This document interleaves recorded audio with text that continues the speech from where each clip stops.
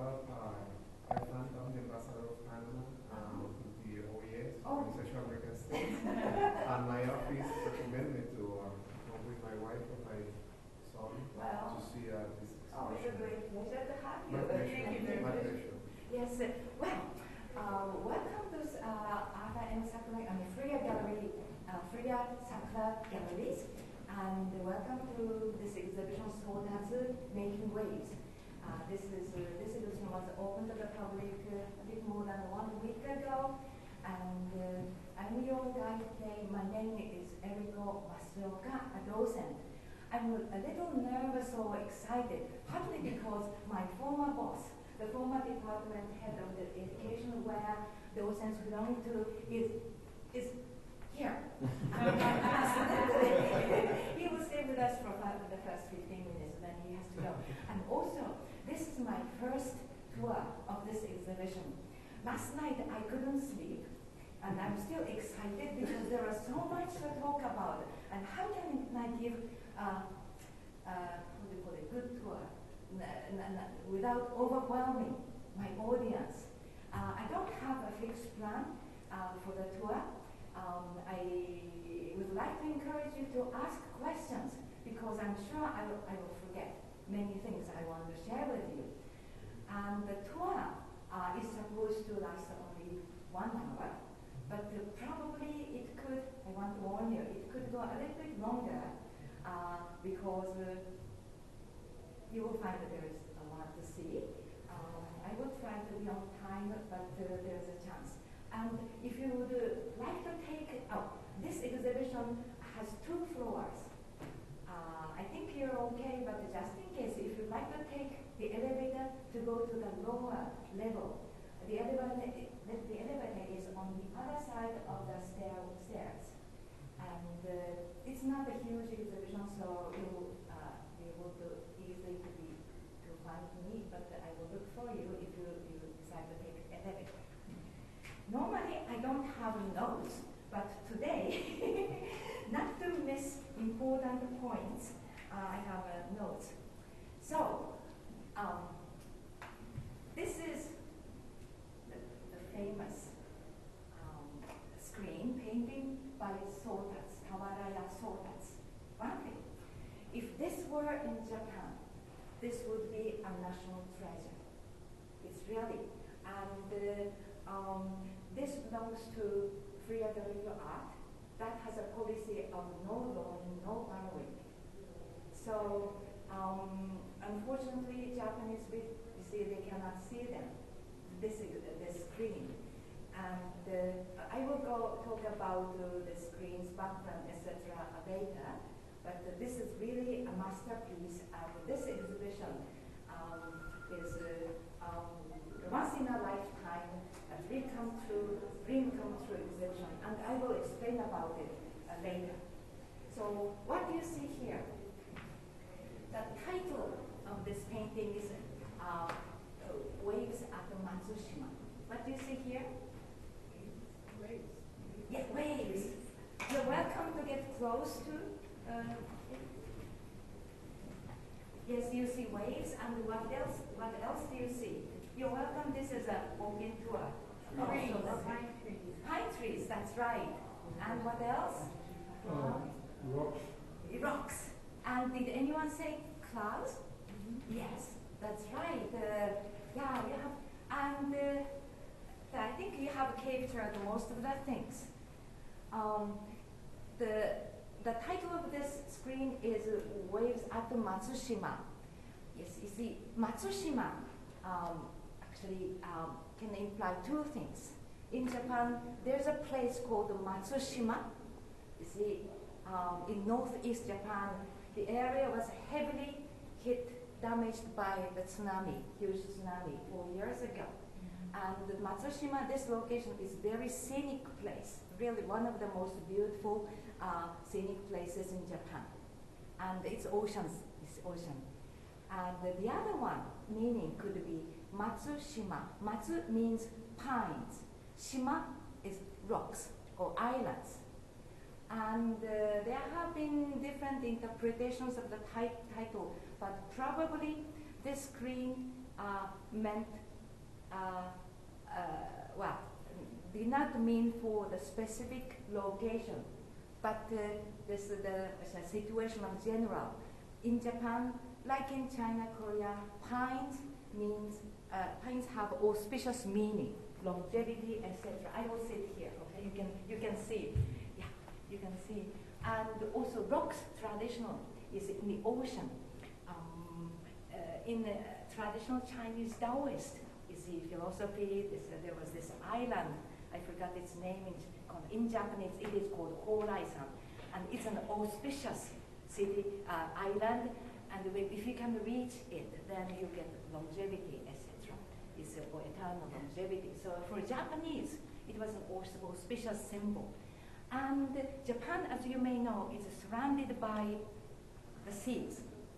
So the seas, even though there are typhoons, for instance, or sometimes there are tsunamis, but for the Japanese, from the ancient time, the ocean or the seas meant wealth. Ocean would bring fish or other products, and also ocean would bring goods from trade. And when you look at those waves closely, what is happening? It's very rough waves. Turbulent. Turbulent. You see? So there are three kinds of waves. Waves, you see? And then in some sections, the waves are, can I say, swirling? Mm-hmm. And then some waves are rising. But when you look at it, do those waves go far, or, you see, the waves do not go anywhere. You can see waves are contained, or, you see, waves are here. There are movements. So this means more abundance for Japanese. See, and the combination of rocks, auspicious symbol, and pines, and those waves, and depicted on the background, you see, of gold. You see, this had a celebratory meaning, probably. And the Tawaraya Sotatsu was the name of the artist who painted this in 1627-28. And Tawaraya was the name of a painting shop in Kyoto, the imperial capital, a paint shop. He was the head of a paint shop called Tawaraya. Sotatsu was his artist name.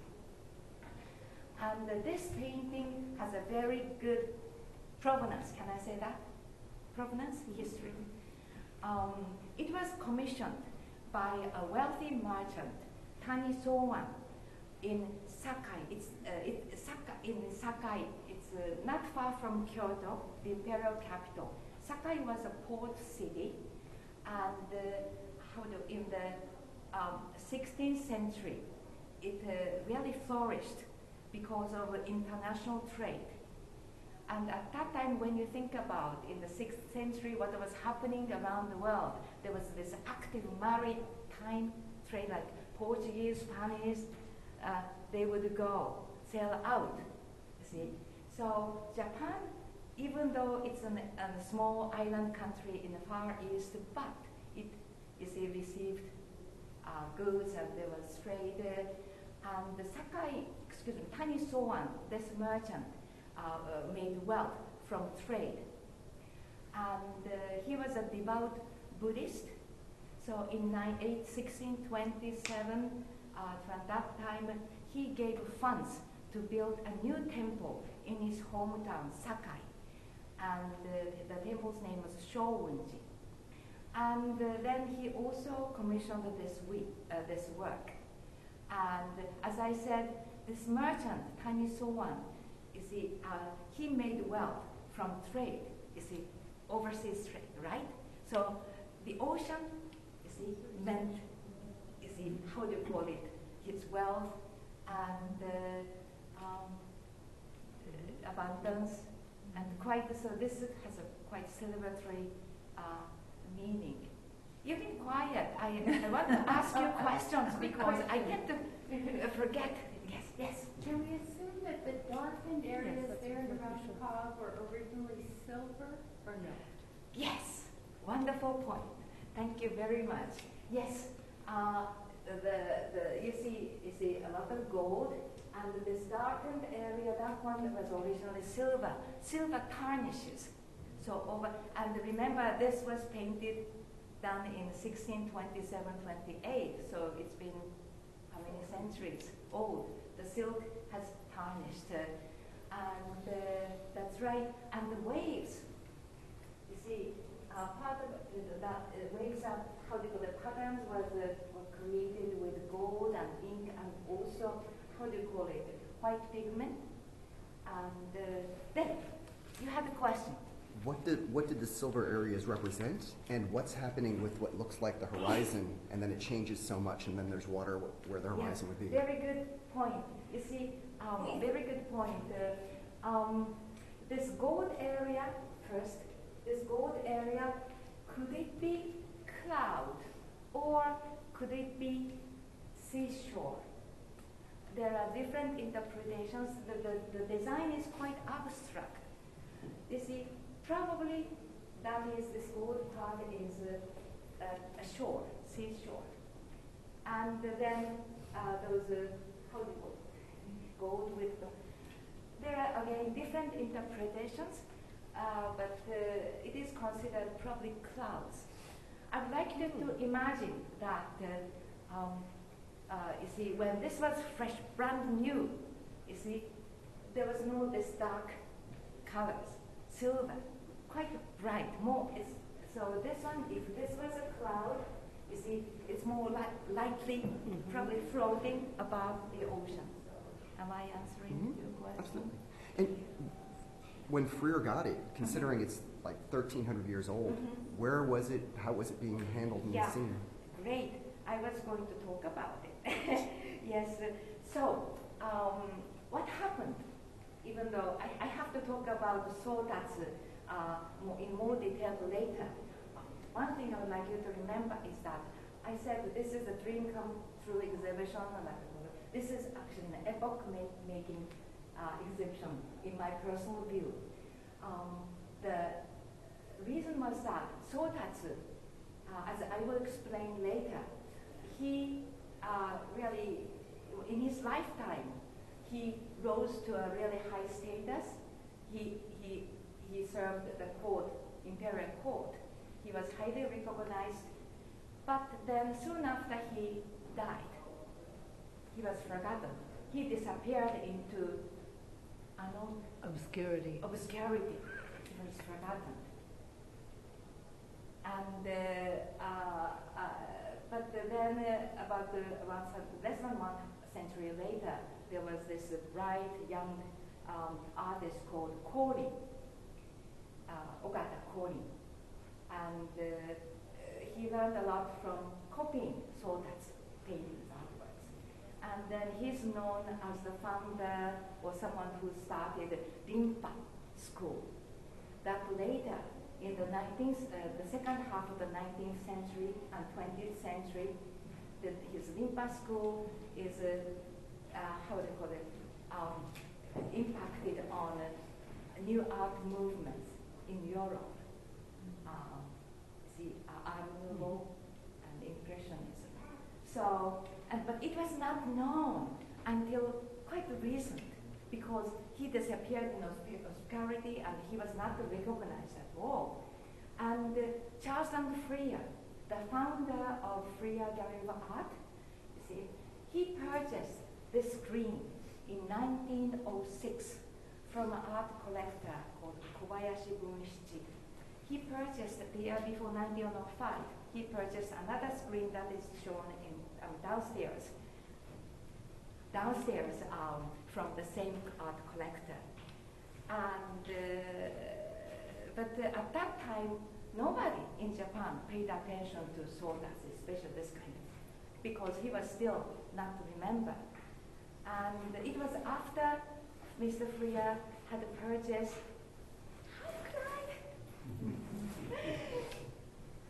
Mr. Freer purchased some of his, Sotatsu's remarkable works that Japan finally started recognizing, realizing it. But it took Japan for a while before they understood the impact of Sotatsu on the Japanese art and also the Western art in. Okay. Any questions or comments? And we will talk more about Mr. Freya. Is this always on display? Good question. Not always. Okay. There are some reasons. You see, this is when you look at the pigments. You see, pigments are all natural, either plants or minerals. They are extremely light sensitive. So the Freya and Sakura's policy is that this can be displayed for 6 months, up to 6 months. Then after that, it has to be kept in the storage room for 5 years. Ooh. Yes, different from Western painting. You see, those pigments are extremely light sensitive. And you brought me up a very interesting point. Well, so what is your impression about this painting? Remember, this was painted in early 17th century. In England, Shakespeare was already active, probably famous, and then in Italy, Renaissance movement, Michelangelo, for instance, or Da Vinci had already been active. He was only a little later than those peers. What is your impression?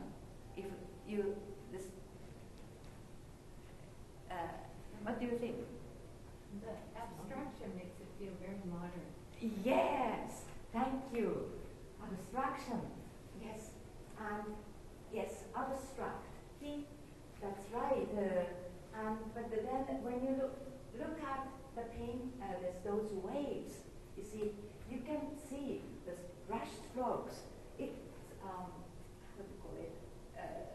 It was those were rendered in a very relaxed, fluid manner, and the longest stroke is 60 centimeters, so about 2 feet, and it's very sure hand but relaxed mood. So this is an abstract, and also I remembered one thing. Our curator, Dr. James Ulak, he said the other day when he was leading a tour for Docent, he said, this is Freya, as I will tell you about, talk about more in detail. You see, he was the head of a painting shop, you see, originally. So, and his shop or studio created decorated papers for small objects like poetry sheets, scrolls, fans, folding fans, etc. So Sotatsu was originally a craftsman or artisan, you see, and that served commoners, mostly anonymous clients. And so here you said, abstract. Yes. At that time, here's peers. There were, painters, elite painters who served court, imperial court or aristocrats. They would have painted this quite differently. Their style was more polished, see, complete. But this one, for instance, when you look at this rock, you will see quite a rough surface. You see, you can see this trace of pigments. And also those lines, you see, bold line strokes, that shows strokes. So here, Sotatsu was, how do you call it, his characteristic as an artist was materiality. Can I say that? Materiality. Because he showed how this was painted, what kind of pigments. You see, he did not really hide to present completely polished, elegant work. And then when you look at the later work, European art movement in the 20th, there is this materiality is quite an important part, right? All right. Then from here, we keep going. And by the way, you're not ready. Just for the web team to look at. We're just testing the camera. We'll stop. All right.